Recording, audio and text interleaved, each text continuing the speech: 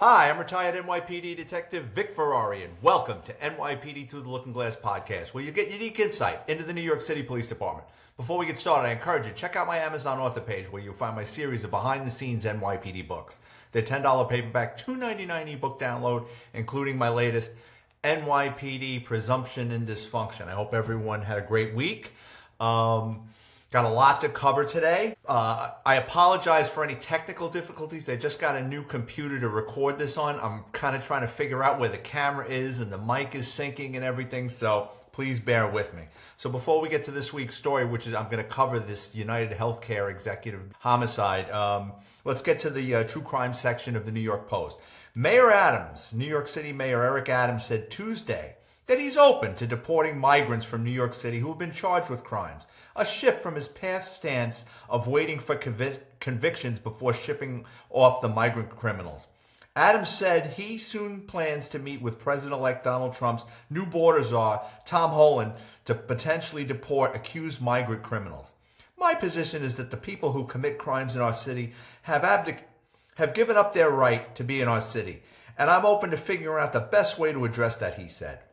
Now here's another headline from Eric Adams. New York City Mayor Eric Adams defended Daniel Penny and laid into the media as the former Marine is facing manslaughter charges of the death of Jordan Neely.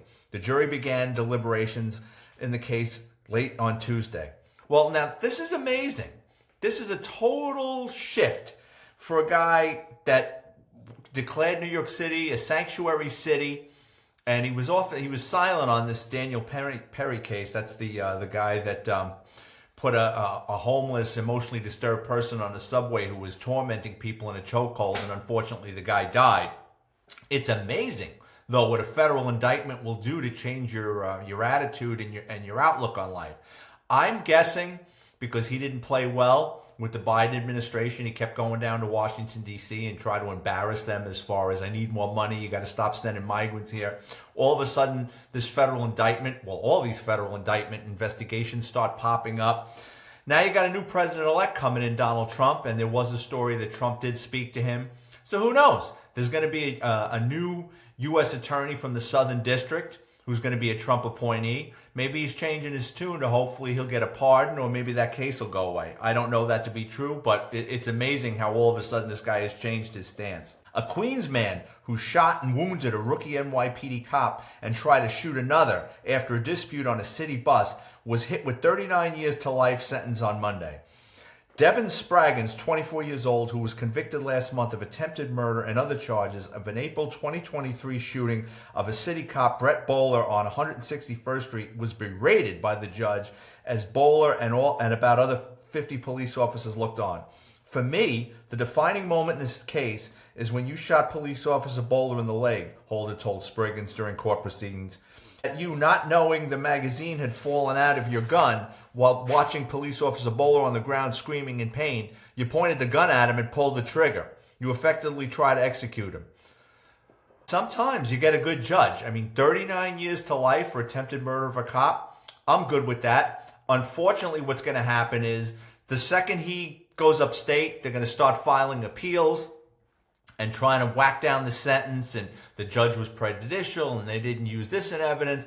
So they'll probably within the next 10, 15 years get a couple of years kicked down from that 39 to life. And then guess what? In 20 years from now or 15 years from now, he's going to come up for parole. And here comes the New York State Parole Board that's going to let him walk. So we haven't seen the end of this guy, but for most of us, he's going to be away for a long time. Now, this story I really found somewhat amusing. A Bronx man convicted in a 1972 triple murder who sued NYU for passing him over as a campus security guard has landed a gig with the NYPD's internal watchdog, the Post has learned. Ronald Davidson is training to be an investigator with the city's Civilian Complaint Review Board, which looks into claims of police misconduct, a move that riles police unions even as the candidate says he's long ago turned his life around. He was convicted of 3 homicides, so he should be disqualified from doing any investigations involving the NYPD and its members. Vincent J. Valong, head of the NYPD's Sergeants Benevolent Association, said in a statement. Davidson sued NYU in 2022 after the school revoked his security position and produced a bevy of letters and documentation to support his claim that 43 years in prison had rehabilitated him. You can't fault the guy for trying. I got to give him credit. He does 43 years in jail, and he wants to work. I don't know if I'd hire him, but I find that amusing that he wants to work for the New York City Civilian Complaint Review Board. This is a wild story. I commented on this the other day about this poor father that committed suicide with his daughter missing. 3 weeks after Hawaiian photographer Hana Kobayashi vanished on her way to her bucket list vacation in the Big Apple, authorities announced she has fled to Mexico to disconnect from the modern world, but her desperate family insists the search is far from over. The 30-year-old brunette beauty from Maui was reported missing by her family on November 11th after she missed a connecting flight at Los Angeles International Airport. Her disappearance quickly made national headlines as her concerned relatives said they received strange and cryptic text messages about someone stealing her identity just before she went missing. This is so sad because the father that's running around trying to find his kid committed suicide over this, and now they have her on video going from the one of, I think it was San Diego, going into Mexico. So, I mean, she wants to disconnect from the world and not tell anybody about it, and now she's wreaking havoc on her family. So I don't know if she's mentally unstable or she just decided to check out. But unfortunately now her father's committed suicide over this. Now this story is kind of close to home to me because it happened in my neighborhood.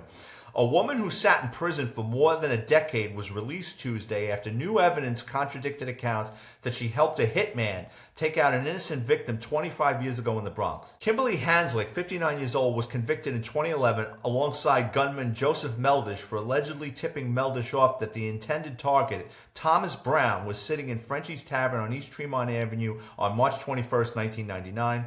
A judge sentenced Ms. Hanslick to 20 years to life in New York State Prison, and that's where she languished until new evidence unearthed by Bronx District Attorney's Office cast doubt on whether she was even at the Bronx watering hole when the murder took place.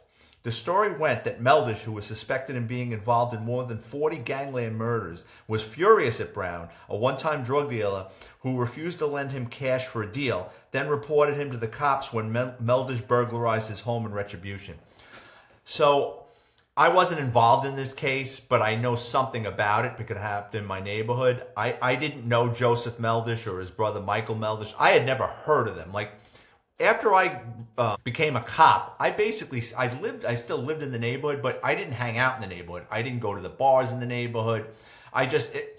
There was just too many people that I knew that were into bad things that I just didn't want to run into. So I hung out in Riverdale and Yonkers. But this guy Joseph Meldish killed this guy Tommy Brown, and supposedly, she was the one that went into the bar supposedly and then told him, yeah, he's in there, he's in the back, and then Meldish went in there with a mask or something and killed the wrong Brown brother. Now they're saying that she wasn't involved in it. I really don't know too much about it, but, if she didn't do it, I mean, that sucks that she's been in jail all this time. So today's story is the CEO of United Healthcare that was killed in Midtown yesterday. I'm going to read the headline from the New York Post, and then I'll go into what I know about it. The CEO of insurance giant United Healthcare was gunned down Wednesday outside a luxury Midtown hotel in a brazen, targeted attack by a chillingly methodical killer who used a firearm with a silencer, police said. Brian Thompson, 50 years old, was repeatedly shot by a masked gunman who had been lying in wait outside the Hilton Hotel along 6th Avenue, where the CEO was hosting an investors conference, said NYPD Commissioner Jessica Tisch. Thompson stumbled after the first bullet struck, and he briefly turned to face the gunman, who coolly pulled back the weapon slide with each shot, the video shows. He then helplessly tried to crawl away as the shooter unleashed a barrage of bullets. Law enforcement said it appeared that the shooter not only had a silencer, but was proficient enough with the gun to smoothly clear it after a jam to continue firing. The smoothly efficient execution of Thompson unfolded in full view of shocked witnesses in the heart of Manhattan, one of the most heavily trafficked places on the planet, just hours and blocks away from thousands of sightseers who lined up to watch the Rockefeller Center Christmas Rockefeller Christmas tree lighting ceremony. There's so much to unpack with this story. So this is what we know. I'm going to go into what, before I even get going with this, full disclosure, I wasn't a homicide detective. I worked on homicides that were cold, that came up in our investigations, and then we passed them off to homicide. I'm not claiming to be a homicide detective. I'm not claiming to be an expert in firearms. I'm not claiming an expert to know about ammunition or silencers. So I'm going to say some things. I'm going to give my opinions, but I am not an expert, so don't beat me up. Well, this is this and this is this. I'm like everyone else at this point, and I'm just going by what I know. And this story keeps changing. I'm recording 5 o'clock on Thursday. This happened early Wednesday morning. So, I mean, the story just keeps changing and developing. 5 minutes before I decided to tape this, I went back to the internet one last time and was watching YouTube videos and pulling up stories on Twitter. So a lot has changed. Probably by the time I post this thing, they're going to have caught the guy. So this is what we know. The killer was in a Starbucks a short distance away from where the homicide occurred. And the NYPD has recovered, I think it's a coffee cup and a couple of power bars that they got on surveillance footage of him purchasing and eating and then throwing it in the garbage. There was the first photos of this guy were released, I believe it was late last night or yesterday, where he's wearing like a ski outfit, and you can just kind of see, you can see he's a white male, you can see he's young, in 20s to 30s, that's about it. So obviously this was an intended hit. It wasn't a random act of violence. If you've watched the video, you got the CEO just comes walking by. This guy comes calmly walking up behind him, and he starts shooting. And it looks like the first shot catches him in the ass or in the back of the leg, and the guy kind of stumbles forward and falls down. And what it looks like is the way he's holding the gun, and they later found out it's a 9mm, and it looks like he's got a suppressor or a silencer on it. The gun jams, and he's able to cycle it, get out one round, approaches the guy, hits him again, and I think he hits him 3 times, or he shoots 3 times. What I found unusual was, as he walked up to him, he kind of just looked to see if he was dead. He didn't, if it's personal and you hate the guy, usually they go for the kill shot. They go right up and put one in the head or in the face. He didn't do that. Like, he shot him from a distance. He kind of, like an animal, he kind of stalked him to where the guy died. And then he just kind of looked, made sure he was dead, crosses the street, and gets on this e-bike, and then gets the hell out of there. So what I noticed in the shooting is he looks like he's pretty proficient with the handgun. I mean, he had a stance. It looks like he's been at a range before. I don't know if he's a cop or had military training, but he didn't panic when that gun jammed, which I found unusual because, you're about to do something terrible, and if you get caught, you're going away for the rest of your life. The gun jams at 2 or 3 times, and he just keeps walking up. Another thing I noticed, he never takes his eye off the target. Like, if this was a guy with no training, didn't know really much about firearms, and the gun jammed, he'd look at the gun, he'd have his head buried in the gun. He didn't do that. It's almost like he expected the gun to jam, perhaps, or was told the gun was going to jam. So that goes to the suppressor. Sometimes a silencer, from everything I've been reading up on, can cause that because the gases are going through. When you fire a gun, the gas comes out the front and makes the sound. With a silencer, the gas is going through a tube, and I'm guessing there might be back pressure that would cause the gun not to cycle. I've also read that it could be what's called subsonic ammunition, which doesn't have as much gunpowder. So it's just to keep to be not as noisy to work with the silencer. So at the scene, they recovered 3 live rounds, which makes sense because every time he's clearing that thing, he's spitting out a live round, and 3 shell casings. And on either the rounds or the shell casings, which I found unusual, is written on it, I guess he scratched it in with something, the words deny, depose, and defend are written on the shell casings. Now, what's unusual is there's a book that came out a couple of years earlier called Delay, There's a book that came out a couple of years earlier called Delay, Deny, and Defend: Why Insurance Companies Don't Pay Claims and What You Can Do About It by Jay Feynman. So that's pretty unusual. Now, when they said they found, when he escapes, he runs through, they call it an alley, but it's more like a concourse or a plaza. They found a cell phone. So, I mean, if it's his cell phone, as calm, cool, and collective as he was killing this guy, he reached into his pocket or didn't have his pocket zipped. If that's his cell phone, he's done. I mean, it's only a matter of time they're going to get this guy, but there's even more to this. And then he escapes on a city bike. Now, they didn't have these things, when I was a cop and active, but apparently they're all over the city. And I watched a YouTube video with some computer geek. I don't know if it's legit or not because it's on the internet, but this kid claims that he's got some kind of software and he was able to track that e-bike through Central Park. Again, I don't know how accurate that is. So let's go into the victim. Let's do a little victimology. The victim's name is Brian Thompson. He's 50 years old. He's married with 2 young sons. He was facing a Department of Justice probe for insider trading. He and other executives at United Healthcare exercised stock options and sold shares worth of collectively $101.5 million less than 2 weeks before the news of a federal antitrust probe went public, according to Crane's New York Business Report from April. Now, Brian Thompson sold off around $15.1 million in shares. So obviously this guy, the CEO of United Healthcare, is a wealthy man. His wife states that there's been recent death threats and thinks it's from people that are complaining about their claims or a lack of coverage. But the story gets a little weirder, if you can imagine that.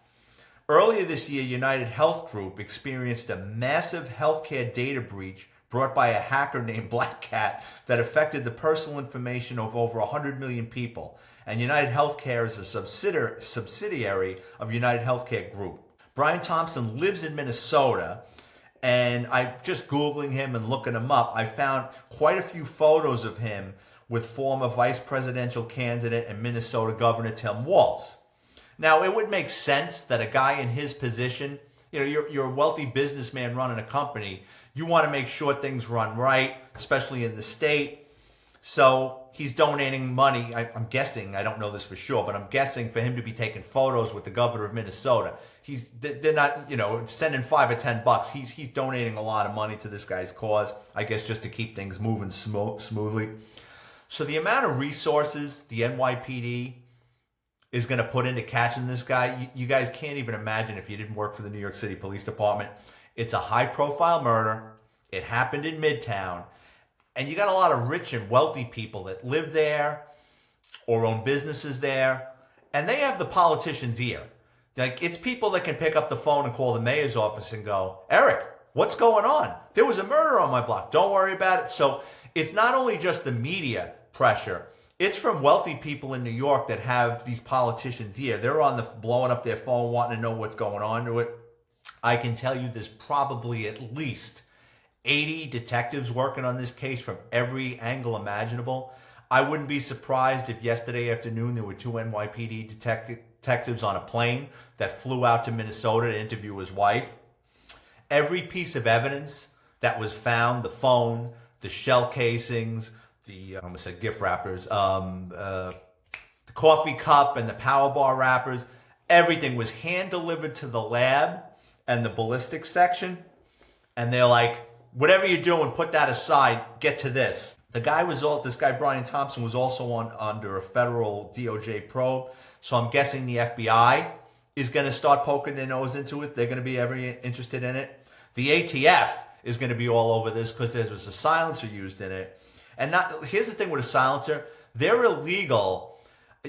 There's a lot to own a silencer, I think you have to own a special corporation and have a special tax stamp, and the ATF can come and check out if everything's on the up and up. So not anybody that owns a silencer and you haven't gone through all these things, it's a big time felony. You go to jail for it. This morning they probably swarmed Central Park. They probably had detectives there at the crack of dawn interviewing doormen, joggers, people that walk their dogs first thing in the morning. Did you see anything yesterday? Did anything look like, they're going to be laying in wait all around Central Park interviewing people, trying to figure out if they can figure out which way this guy went. Did he drop something off? So as far as, let me back up with the silencer. I mean, this is a long shot, but I mean, to buy a silencer, like I said, legit is very difficult. It's possibly this guy is a machinist or knows a machinist and had a silencer made on a lathe. Let's get into motives. Whoever did this put a lot of work into it. Knowing this guy was out of town and knowing pretty much where he was going to be before 7 a.m., a lot of effort went into it. Unfortunately, the insurance company industry has made a lot of enemies over the year by denying claims and making its insurers jump through hoops to get procedures approved. This led me to start researching a little bit, and I found some comments online. Now, again, I don't approve of anybody, vigilantes or people taking violence into their own hands, but I was going online, like what people are saying about this, and this poor guy, I mean, he's dead. People didn't have a lot of sympathy for him. So one person wrote, will his family be billed? Another person wrote, I'm not certain the hospital was medically necessary. Did he try his primary care physician first? Did the ER wait to render care until they confirmed coverage? Was the hospital in network? Did he really need to go to the ER? Why didn't he try urgent care? Was his trip to the ER really emergent? According to his company, my husband's heart attack wasn't actually an emergency until he wore out $3,000 in deductibles. So he was not, this guy's not getting a lot of sympathy. Could it be someone that had a loved one's coverage denied, someone's mother or father had cancer or something, and United Healthcare didn't pick up the tab or jerked him around? It's possible. I don't think that's what happened. I think it was definitely an inside job for him to know. I mean, obviously, so if it's the other scenario, like I said, someone that's pissed off that their claim was denied, someone would have had to been following him online and the company, and they would have had to have known he was going to be at this conference in New York. But again, okay, that's great. But how did they know where he was staying? He wasn't staying in the same place where they were having the conference. And how did they know this guy was going to get, and I think he wasn't set to speak till 9 a.m. So how did they know he was going to be walking around at 6:45 in the morning? Seems to me like there's a lot more to this, and it's an inside job. I think the killer has some training, but I don't think it's a cop or a military guy. So now 15 minutes before I went live with this, I just went online one more time. They were able to track that city bike to 891 Amsterdam Avenue in Manhattan to a hostel. I didn't even know what a hostel is. A hostel is where young people stay. It's like a cheap motel. And supposedly this guy stayed with two other people that didn't even know who he was. I guess you share a room or a section of the place. I really don't know how these places work. But at the hostel, they've got a better photo of him. So now you've got like he's still wearing the thing where you can't see his hair, but you get a really good shot of his face. He looks like a young guy, late 20s, maybe early 30s. He looks like, for those of you that watch Seinfeld, there was an episode where Elaine was dating this guy, but he was pretending he wasn't dating Elaine. His name was Todd Gack. So if you want to go on Google and look it up, that's what he looks like. Another theory could be that maybe someone was about to lose a lot of money with this Department of Justice probe and these stock sales. So maybe it has something to do with money of the company. But I really tend to believe that this guy, I think it was orchestrated by someone else. I think this guy was a young guy.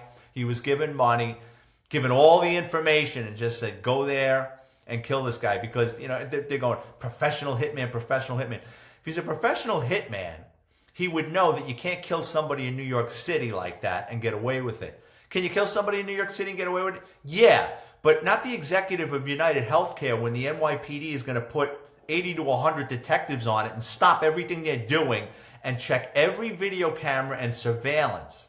You kill a drug dealer in Harlem or the Bronx, you might get away with it. Might not, but it's not going to get solved in 24 or 48 hours like this is. There's no doubt in my mind before the weekend this thing is going to get solved. Just the amount of resources they're going to put into it to catch this guy doesn't stand a chance. There's cameras everywhere. And he rode that city bike. So as smart as he was covering his face and knowing how to fire the gun and getting out of there quick, he dropped the phone. He's eating candy bars and stopping at Starbucks. Come on. Every corporate business in America has a camera. So again, I think this was a paid contract. I don't think this guy is a professional killer, but who knows? I could be proved wrong. But one thing I do know, I would bet a large sum of money that after this story broke in all the major newspapers and, everybody's reading up on this and everything, I would bet the CEOs of all these insurance companies across the country were on the phones with private security companies, and they want security. They're going to hire people, and they're going to bill it to the companies. Well, I want to thank everyone for tuning in, especially my listeners in Wells, Nevada, Lake Tahoe, Yonkers, New York, Bronx, New York, Paterson, New Jersey, and of course, Clifton, New Jersey. If you work in law enforcement and have an interesting criminal background, please drop me a note on Twitter or Instagram at VicFerrari50 if you'd like to be a guest on the show. If you enjoy the content, check out my Amazon author page. Type in my name, Vic Ferrari Like the Car, where you can preview all my books for free, including NYPD, Presumption and Dysfunction. They make a great Christmas gift. It's $10. You just point and click with one of those books behind me.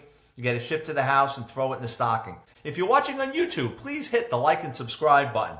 There's a reason I'm wearing a white shirt because my accountant's office manager, she's a young person, and I was talking about my podcast, and she said that, I don't know how she knows this, but people that wear lighter colors, and that's the thumbnail for the podcast, get more views. So I says, okay, what the hell does she know? So last week, I wore a gray t-shirt, and on YouTube, my podcast episodes usually average between 200 and 500 views a week. Last week's episode, I got something like 2,500. So I said there might be something to it. So I dug through my house before I was going to do this episode, and I found a white t-shirt. So that's why I'm wearing a white t-shirt. But anyway, I want to thank everyone again for tuning in, and I'll have another episode out next week. Take care.